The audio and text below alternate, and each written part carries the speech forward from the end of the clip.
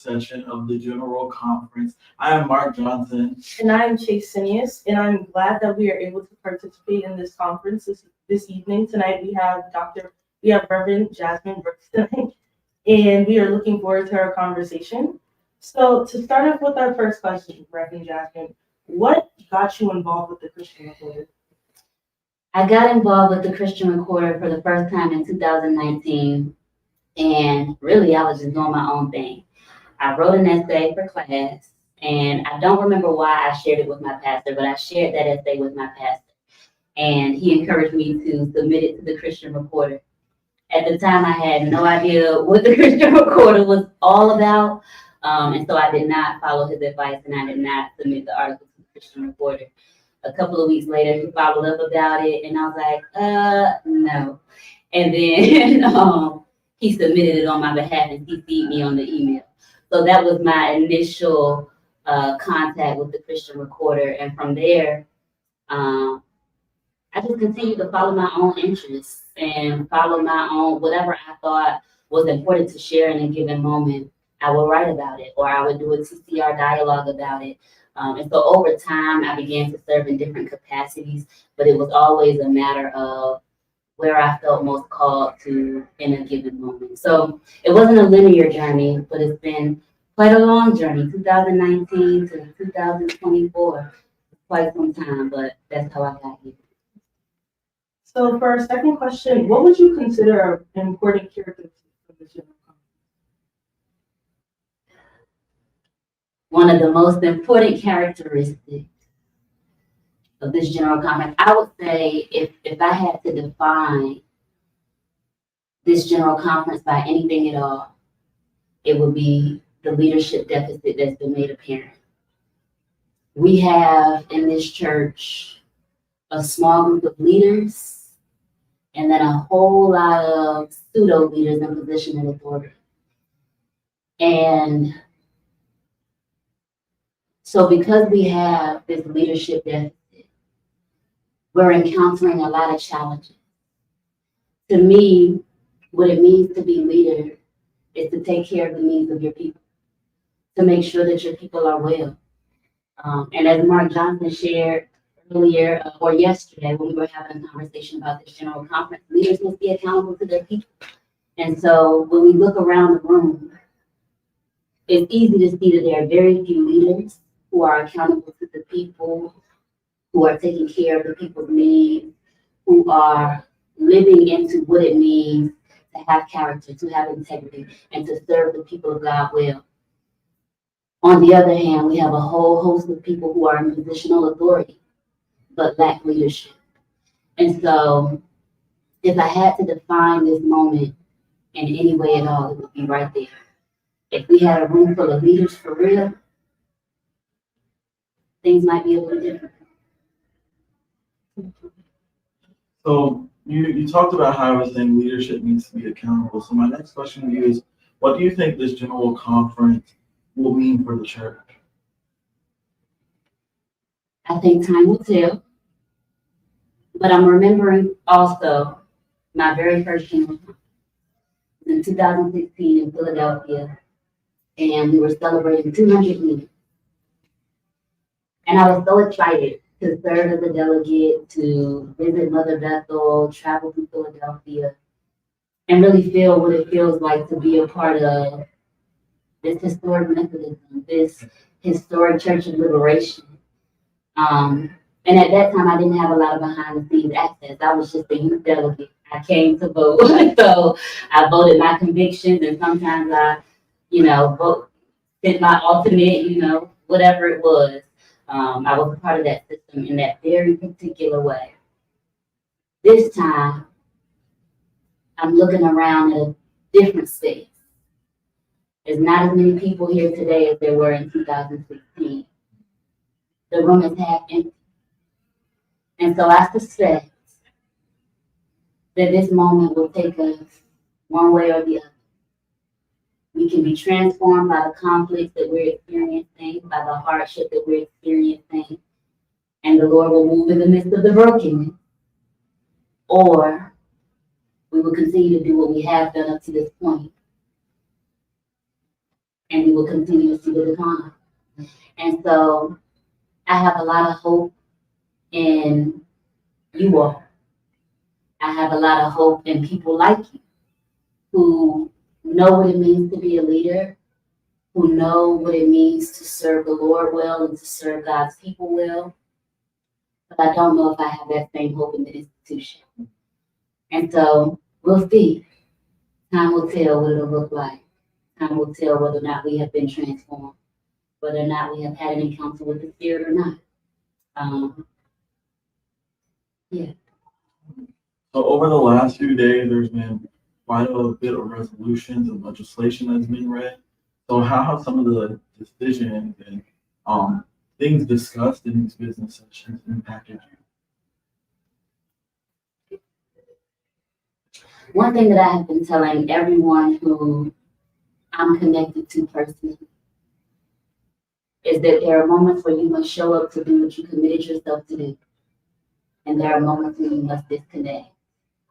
I'm a queen of disconnecting. I am a queen of disconnecting. When it's time to get off of the train moving in the wrong direction or in a direction that is beyond my capacity, I will disconnect. And so on the one hand, as a pastor, obviously there may be some residual impact or tangential impact to the legislation around the annuity and those types of things, or even what may or may not come out of the LGBTQIA legislation, because as an ordained clergy, that is a part of, how I may be impacted with my retirement, or whether or not I am allowed to marry certain couples, whether or not I am allowed to affirm certain love.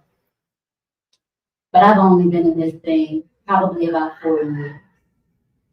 So the impact in the annuity area is very minimal for me. There are others who are hurting in ways that are far beyond what I maybe ever will experience. People who invested their life savings in this thing, hundreds of thousands of dollars gone. I don't know that impacts because I haven't been in it long enough. And now I'm really not going to be impacted by it because I work in another sector. And at the same time, I'm a person who grew up in the AME church, who has worked and served and loved this church, who has invested in what it means to be the Church of Allen, or at least attempted to invest in what it means to be the Church of Allen. And so there's a part of me that's also heartbroken at what I'm witnessing, while I'm also recognizing that people are people. And so people will people. And what I cannot control, I disconnect to minimize the impact on me and the people I care about most. I hope that answers the question. I tried to answer it succinctly, but I'm not quite sure if I hit the mark there, but I hope I got what you were. No, I think you definitely answered the question. And now I kind of want to move in the direction you were in, when you were talking about the annuity, the LGBTQIA bills, Bishop McLeod and the uncertainty surrounding him. When we look back at this general conference, how do you think historians and leaders in the church will remember it? Well, that depends. Is the historian also a leader? Or is the historian holding the position of historian? If it's the leader, they may tell one story. If they're just holding the position of historiographer, they may tell another. So it depends on who it is. What do you think the story will be? I think as a young person in the room observing, and somebody who would like to advance in this church and who seeks to serve in leadership in this church, I think this is an inflection point in our design where we can either promote a progressive and inclusive church, which we oftentimes promote to be, and retain members of younger generations. Or it can be a moment where we stand firm in our way and we Yeah, I'm inclined to agree with you. It could go one way or the other. Are both of you all AME, second generation AMEs, first generation? My Okay. I'm second generation. I feel like the history in this church is embedded deep. Like a lot of conversations I've heard today, like there's many generations of AME, many preachers that are bringing in their children to follow in their footsteps. So I think it's all about like who's in the room and the roles that you play in the room. So I think that history is in our hands, and what we do with the leadership roles that we have in our voices is what impacts. Okay, I know that's right. I know that's right. Yeah. I know we're only supposed to ask 5 questions. My question to you is, why do you continue to serve in leadership, or why do you continue to seek to serve in leadership when there's so many other options with churches, starting new churches, non-denominational churches, things like that? That's a really good question. And one that I wasn't prepared to answer, but I'm going to answer because I think that it's a necessary question. So thank you for asking me. I think for a long time, I served because I committed myself to a certain thing. And because I'm a woman of my word, I follow through on my commitment. A month ago, I started a new job in a new city, 15 hours away from where I was serving as pastor, 15 hours away from where I grew up, 15 hours away from my ancestral home, where my great-great-grandparents raised all of their children, 15 hours away from everything and everybody I have ever known, to launch out into the deep. And I made that choice because I recognized that sometimes the commitments that we've made are just that, commitments that we've made. And other times, God will call us to other places and call us to other spaces where we can continue to serve with, not only in that place, but to serve the church in a different capacity. And so I'm in that place in my life now. Am I called to pastor? Yes.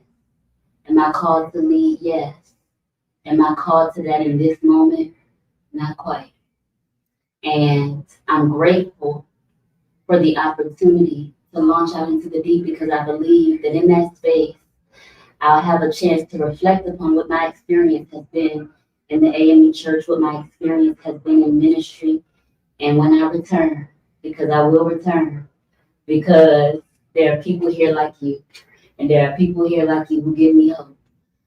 So when I return, I expect that I will have been made better for my time away, and that I will be able to contribute a little bit more to the manifestation and the maintenance of our founding, the spirit of our founding.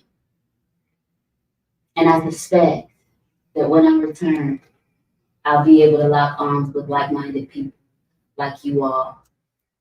And the reason I intend to come back, the reason I'm still committed in that way, is because I believe in who we are and who we can be, regardless of what we have experienced.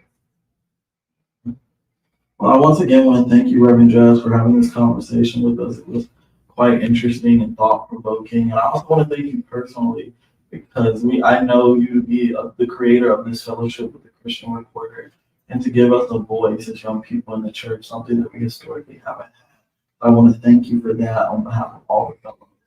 I also want to thank you, the viewers, at home and right here at the 52nd quadrennial session of the General Conference. We thank you, and we look forward to seeing you right here at this convention center in Columbus,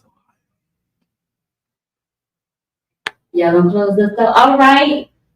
Thank you for tuning in, family. It's been a pleasure. It's been a joy. Peace, peace, peace to all of you. And we will be seeing y'all in the hall of the General Conference.